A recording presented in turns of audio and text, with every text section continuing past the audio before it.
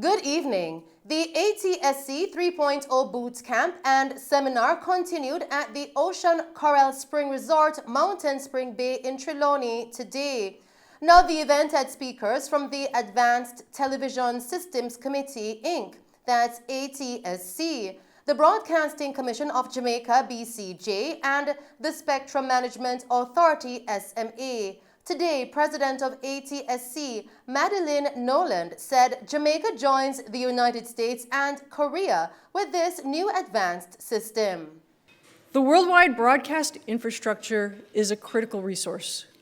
It's anchored by high-power, high-tower transmitters and supplemented by denser cells broadcasting data and media services, which is an optimal method for delivering digital data. This IP-based system takes full advantage of that, because broadcast is the most spectrum-efficient and sustainable way to fulfill the myriad and growing use cases for delivering the same data to a multitude of receive devices. Large transmitters have traditionally been associated with television services, and with the earlier rise of pay TV like cable and the more recent rise of streaming services, some have begun to question the value of the broadcast infrastructure. But I am here to say that the broadcast infrastructure plays a critical role in a heterogeneous data delivery ecosystem. By moving one-to-many data delivery sessions from a unicast network, such as the cellular network, to a broadcast network, we not only save spectrum, but we also save energy for the future of our planet. The Executive Director of the Broadcasting Commission, Cordell Green, in his remarks, outlined how this will enhance and advance Jamaica's media and viewing experience.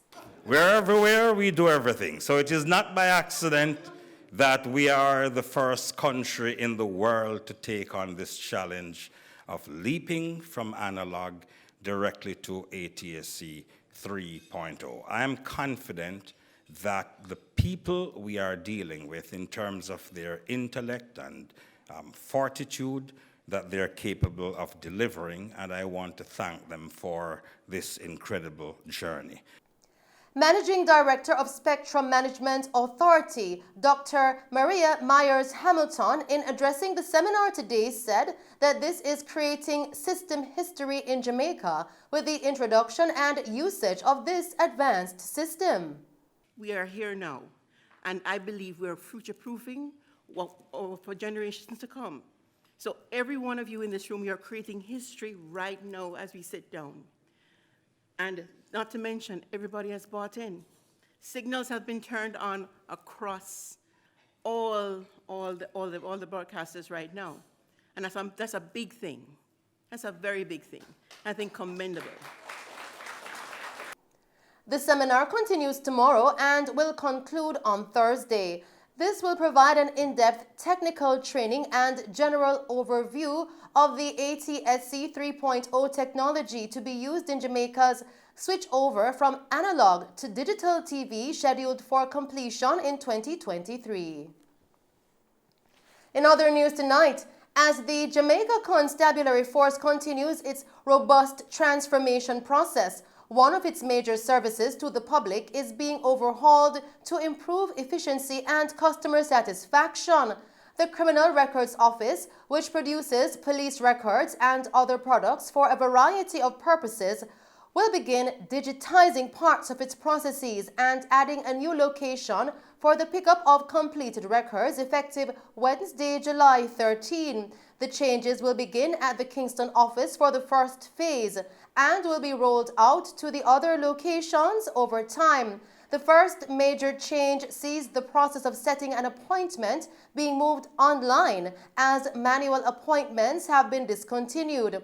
After paying the requisite fee at the Tax Administration Jamaica office, persons must now visit the JCF's website, www.jcf.gov.jm, to set an appointment. The online process requires a digital photograph, pictures of the receipt from the TAJ, and pictures of a valid government-issued ID. Persons who made a manual application and were given a date after July 25, 2022 must reapply online to schedule their appointment and receive a new date and time. Appointment dates prior to the 25th will be honored. Another major change is with the process for the pickup of police records. Beginning tomorrow, July 13, completed police records must be collected at the Police Officers Club, 34 Hope Road, Kingston 6, between 9 a.m. and 2 p.m., and no collections will be done at the downtown office. In order to support the public during the period of transition, a helpline has been established and persons may call 876-922-3221 for assistance or use the online chat feature for help working out any issues. We go now to news on crime, where a man on a bicycle was shot in the head along Waltham Park Road in St. Andrew this morning. He has only been identified as Carlos, who was of a Berwick Road, Kingston 13 address. He died on the spot. The roadway was cordoned off by the police and traffic was diverted. More details will be provided in subsequent newscasts.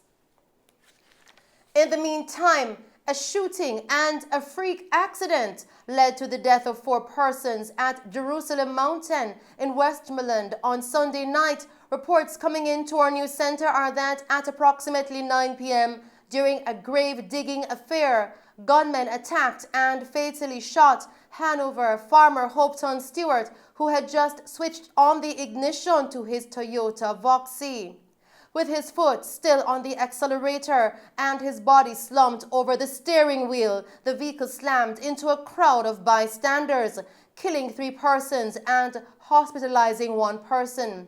Dead are 49-year-old Rosalind Scherer Grant, a vendor of a Lances River address in Hanover, a woman by the name of Denise Richards, and an unidentified man. Richards' daughter, Camille, who was also hit, is in hospital in serious condition. The Westmoreland police are investigating the incident. Following the shooting incident, residents have called for intervention to stem the wave of crime in the country.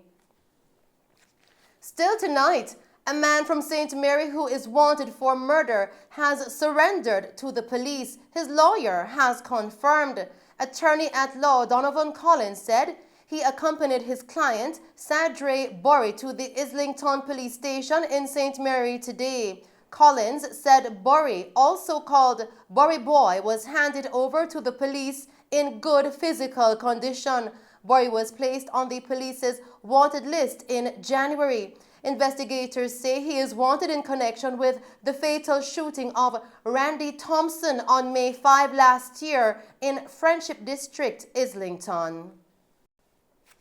Continuing with the news tonight, 51-year-old Chinese national Wai Guan, otherwise called Miss Chin, a businesswoman of Bogue Heights Drive in St. James, has been missing since Friday, July 8. She is of light complexion, slim build, and is approximately 4 feet 11 inches tall. Reports from the Montego Bay Police coming into our news center tonight are that Guan was last seen at home.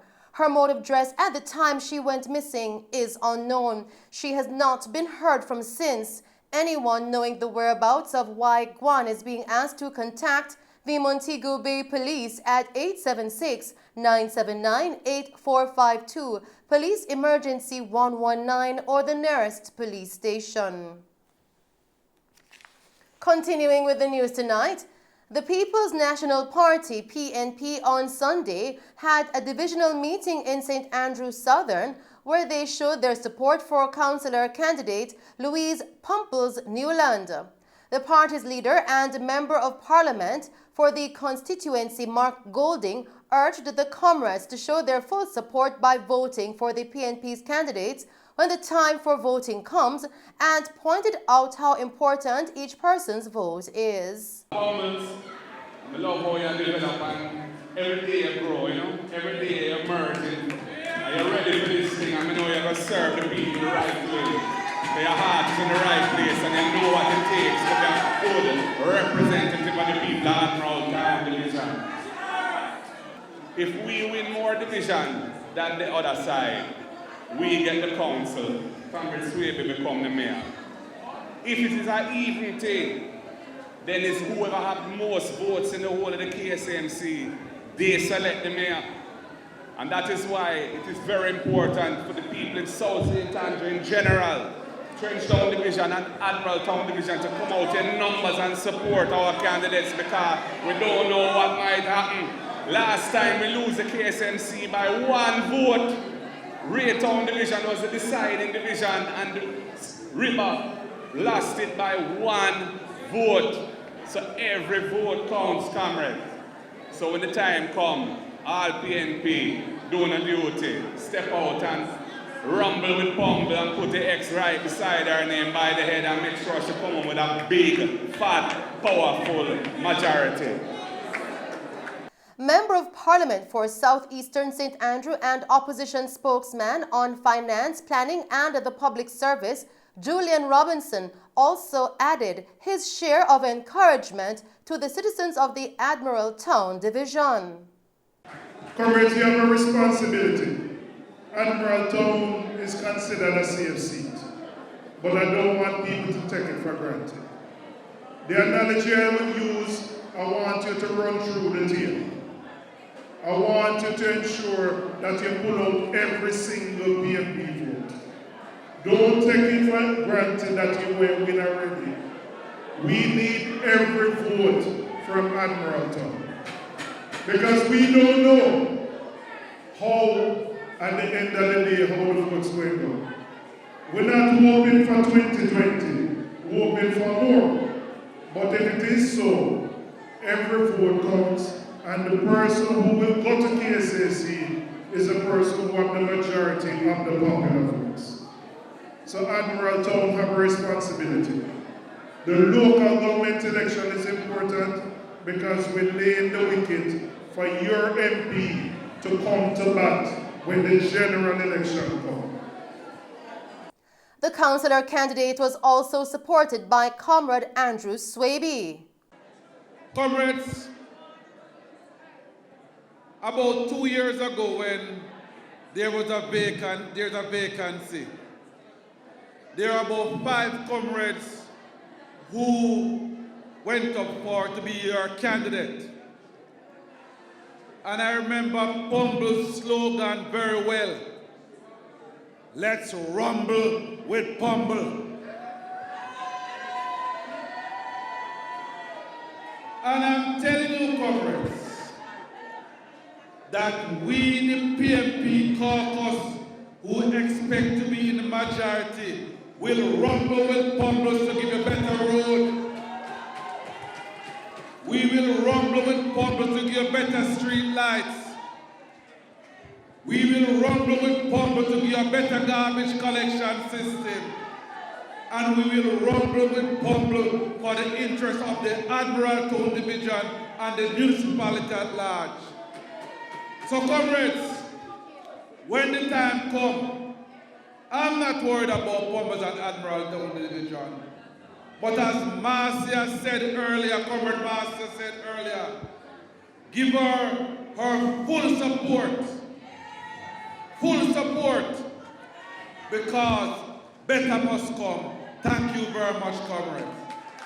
On November 24, 2020, the House of Representatives passed an Amendment Act to temporarily modify the Representation of the People Act to postpone the holding of an election of members to serve on the respective councils of municipal corporations and an election of the mayor of the municipality of Portmore City because of COVID-19. This in addition to the need for recovery from the extensive rains experienced in that year. The Amendment Act created a special extension period for the holding of local government elections to a date no later than February 27, 2022.